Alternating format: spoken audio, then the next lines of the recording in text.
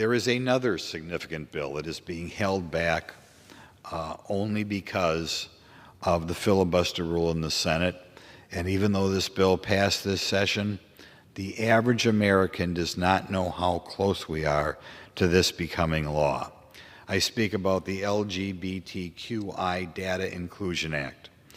In this act, both for the purposes of censuses and other government forms, American citizens and American children will be asked to declare a sexual preference or sexual act, be it bisexual, be it binary, be it transgender, what have you. I think this is highly offensive.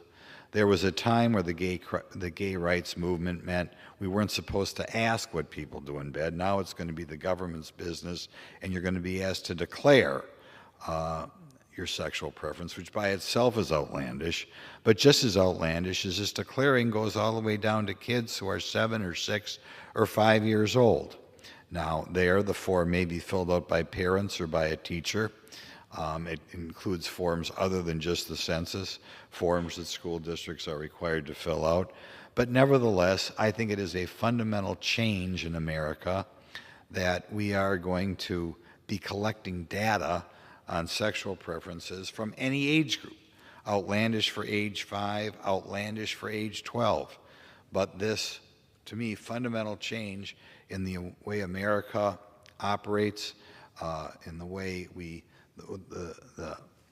information that people are supposed to turn over to the government is a fundamental change. I'd be surprised if 1 out of 300 Americans knew we are so close to making that requirement in the United States. And I hope that our slumbering press corps, I don't mean to refer to them that way, but I hope that the average American knows how close we are to that bill becoming law. Next issue that I think we ought to look at a little bit concerns the continued effort to claim we have a huge racist problem in this country. I do not believe we have a racist problem in the country, and the easiest way to see that is when you look and see how well the immigrants who just come here are able to do, despite the fact that many of the immigrants who come here don't even know English. I have recently spoke to people from the Hmong community, from the Indian community, from the Filipino community, and all of them are so happy to be in America and think America is the land of opportunity, that people do so well in America. I talked to a Hmong individual recently, and he had, between himself, his children, and his siblings' children, you're talking about 30 children or nieces or nephews. Every one of them is thriving in America. Nobody's broken any laws. They all have decent jobs. They're educated in one fashion or the other. These are people who came here from an entirely different culture. Many were not Christian. Their parents or grandparents did not know English when they came here, but they thrive in America.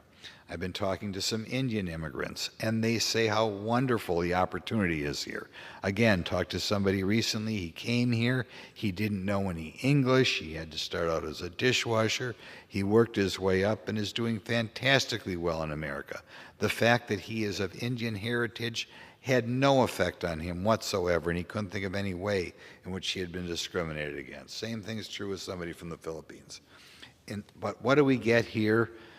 Out of Washington, we get Joe Biden talking about we have to pass a bill I'll talk about in a second. We have to make it easier to sue police, in part because we perceive the police are prejudiced. We continue to promote the Black Lives Matter movement, which is built on the lie that we have a huge problem with racist police in this country. But nevertheless, we coddle them, people give them money, they're treated with respect. In our election law, we are told we have to get rid of photo ID, something that many other countries have, because it's racist to require photo ID. Some horrible slander that Joe Biden has against the people of this country. I would ask that the press begin to treat these claims of racism a little more skeptically. I think they should ask people details when they claim racism is a big problem, because it is not without harm. It, I think, causes people to walk around with a chip on their shoulder. I think that it causes unnecessary divisions in Americans. I think America's been a melting pot my whole life and well before I was born. People come here from all around the globe. I should point out that insofar as there are ethnic problems, they are frequently greater in other countries. That's one thing that people from India pointed out to me, that there are problems between different religious groups or ethnic groups in India in which people even get killed. There is nothing like that in the United States, and it's time the politicians of this building, rather than trying to take political advantage of the grievances that they try to bring up, they should tell people that anybody who works hard in America has an opportunity to succeed, and that is something they can be proud about of America, and they can just use their common sense. If you're down at the border, the people who come here, they come here from all around the globe, because they know that despite the fact they might not know the native language, despite the fact that they don't have a job lined up when they get here, whether you're coming here from Peru or Cuba or Ecuador or Bangladesh, Uzbekistan, anywhere, you're going to be better off in the United States, not Christian, not Northern European, not European at all. You're still going to be better off in the United States. And as so many immigrants have told me, there is unlimited opportunity in the United States. That's why they're here. And the only way, one of the major reasons I think why some people don't succeed in taking advantage of that opportunity is because they're told by opportunistic politicians that America is a racist country and you cannot succeed in America. Final comment that I think the press should be picking up going into the election cycle, a law that right now has passed the House twice but has only not passed the Senate, because of the filibuster rule, which could change with a shift of just 2 votes in the U.S. Senate, is the law making it easier to sue police. There are a variety of reasons why crime has gone up so dramatically in this country in the last 2 years. And there's no question that part of it is we are not adequately funding our police departments, but even more than that, we are not speaking positively about police, and now we have a bill out there making it easier to sue police if they handcuff somebody, if they wrestle with somebody.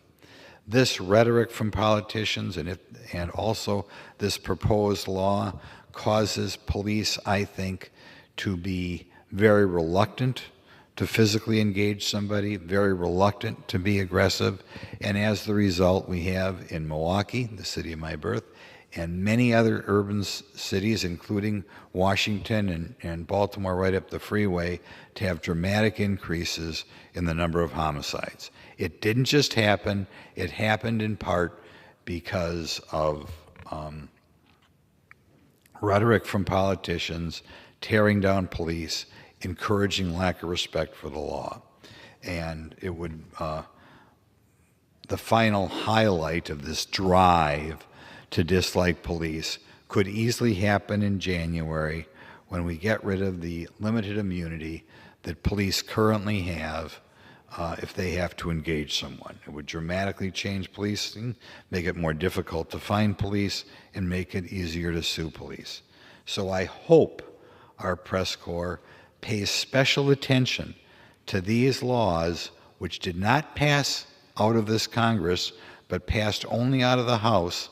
But if there's a slight shift in the partisan makeup in January, they could easily become law. And the American citizens ought to know about these laws before they go to vote in November. I'm afraid they're not going to know it because they're not adequately covered by our slumbering journalists. So I ask one more time that they pay attention to laws related to the racism, laws related to suing police, laws related to the Data Inclusion Act, in which we go around and try to collect data on sexual preferences from all Americans, and the PRO Act, in which we, I think, just shamefully tip the balance of the scales towards forcing people to become members of a union. Thank you very much. Does the gentleman yield back? I yield back.